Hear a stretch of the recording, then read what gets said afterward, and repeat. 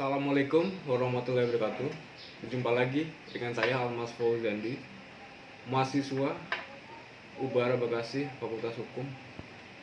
Pada kesempatan ini, saya ingin membahas mengenai pelindungan hak-hak anak pada saat pandemi COVID-19 di Indonesia pada saat ini.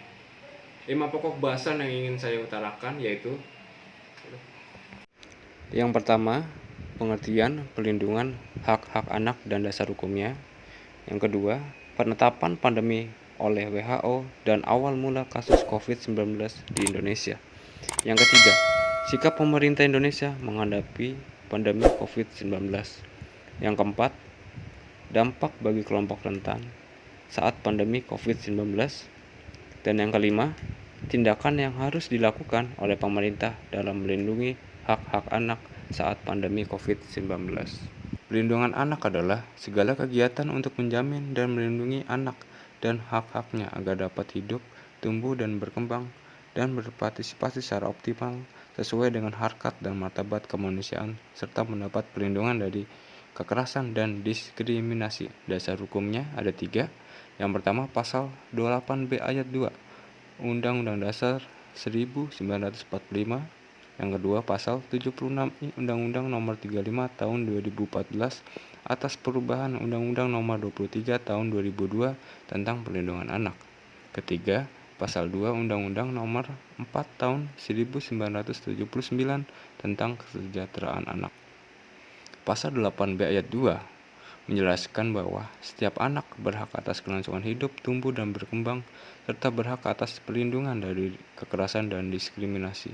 Pasal 76I Undang-Undang Nomor 35 Tahun 2014 berbunyi, setiap orang dilarang menempatkan, membiarkan, melakukan, menyuruh melakukan, atau turut serta melakukan eksploitasi secara ekonomi dan atau seksual terhadap anak.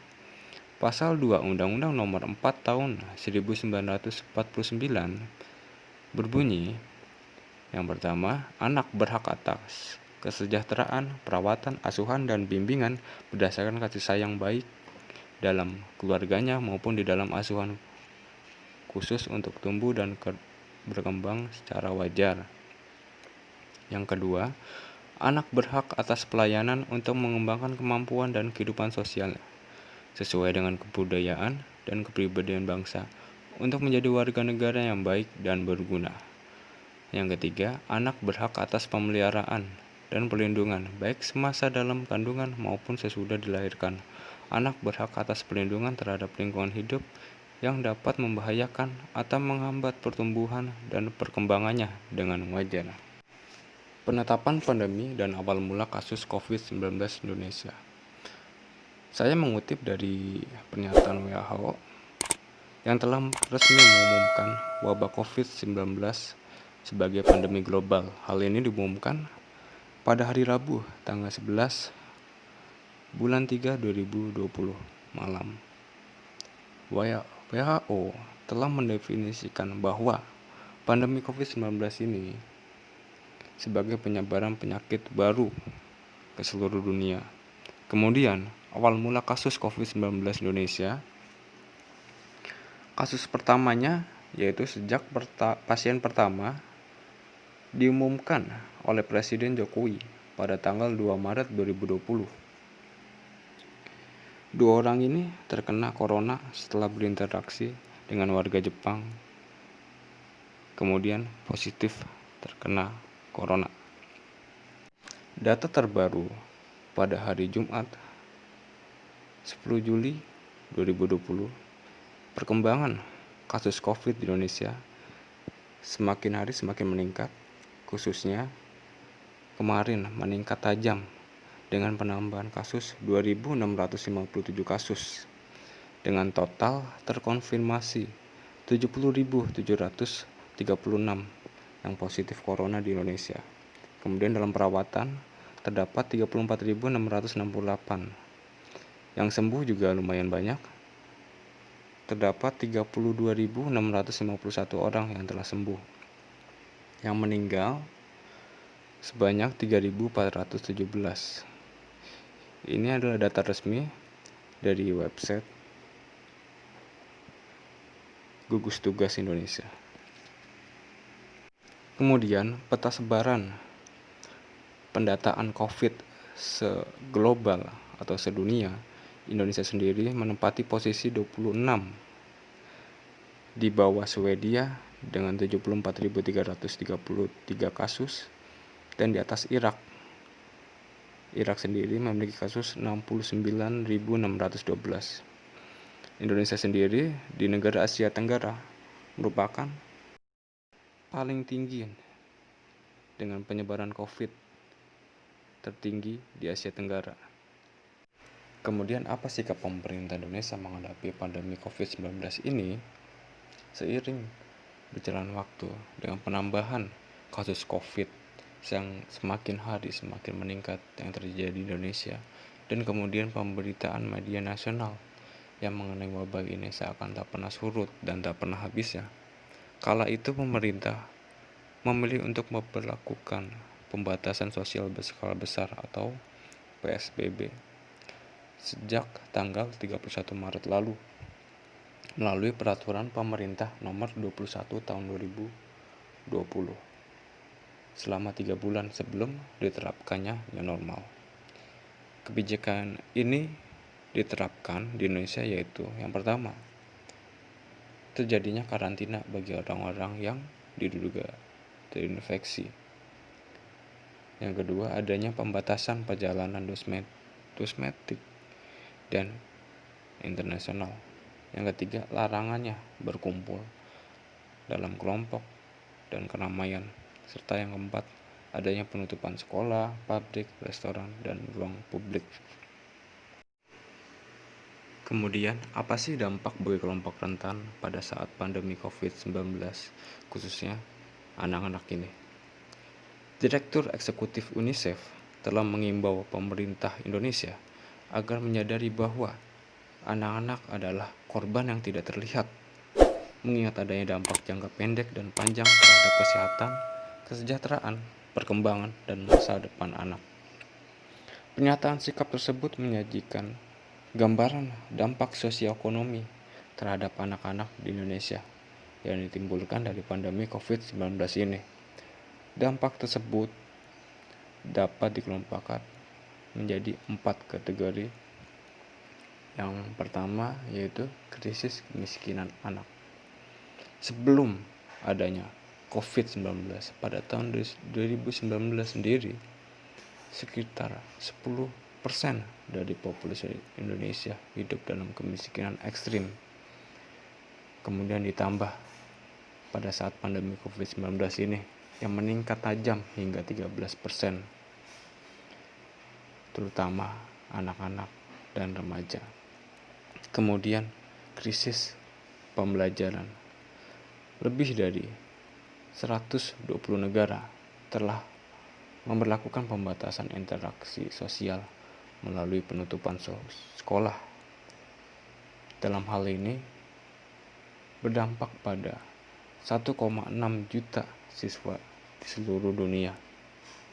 Di Indonesia sendiri telah menutup semua sekolah sejak awal bulan Maret. Sekitar 60 juta siswa tidak dapat bersekolah dengan memakai sistem pembelajaran daring atau dari jarak jauh yang dilakukan di rumah. Kemudian soal gizi. Dalam hal ini, Indonesia sebelumnya juga merupakan contoh negara dengan 3 beban malnutrisi. Indonesia memiliki 7 juta anak yang mengalami stunting. Kemudian ditambah pandemi COVID-19 ini yang meningkatkan kekurangan gizi pada ibu, ketidakamanan pangan rumah tangga, ditambah dengan ketidaksetaraan gender dalam hal distribusi pangan dalam rumah tangga dan praktik perawatan ibu yang tidak memadai. Diperkirakan selama pandemi COVID-19 ini akan meningkat pesat mengenai prevalensi kekurangan gizi, khususnya anemia dan kekurangan berat badan ibu. Akibatnya, kurangnya gizi pada ibu, terutama pada yang ibu menyusui, dapat menimbulkan berbagai bentuk kekurangan gizi pada anak. Kemudian masalah pengasuhan, dan keamanan. Kemudian apa sih tindakan yang harus dilakukan oleh pemerintah dalam melindungi hak-hak anak saat pandemi COVID-19 ini? Yang pertama, mendukung keluarga dalam memenuhi kebutuhan dan pengasuhan anak-anaknya dengan cara tingkatkan cakupan dan tunjangan untuk program perlindungan sosial yang sudah ada untuk rumah tangga berpendapatan rendah dan kelompok-kelompok rentan. Kemudian izinkan pemerintah daerah untuk secara khusus mempersiapkan program perlindungan sosial setempat untuk menghadapi dampak pandemi COVID-19 ini, terutama keluarga yang miskin dan rentan.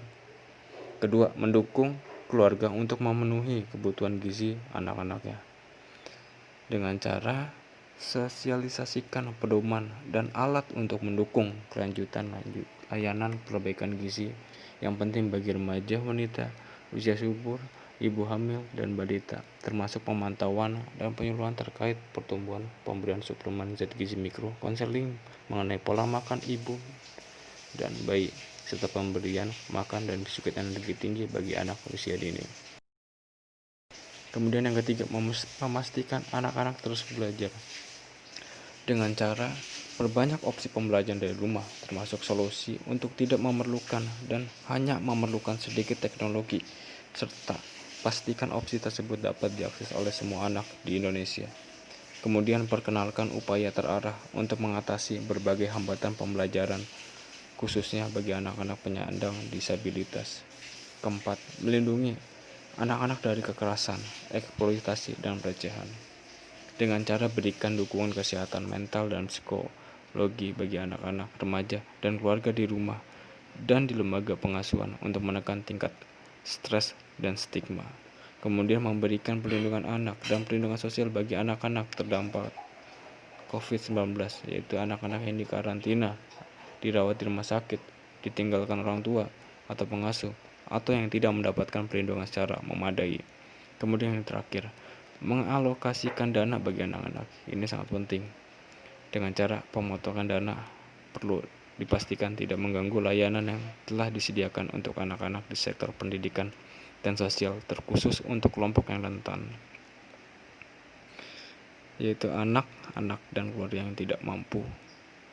Oke, sekian dari video pembahasan saya mengenai perlindungan hak-hak anak pada saat pandemi COVID-19 di Indonesia ini. Semoga bermanfaat, baik itu saya sendiri maupun pada teman-teman semuanya. Dan jangan lupa like, komen, dan subscribe di channel YouTube saya ini. Dan saya akhiri. Wassalamualaikum warahmatullahi wabarakatuh. Sampai jumpa.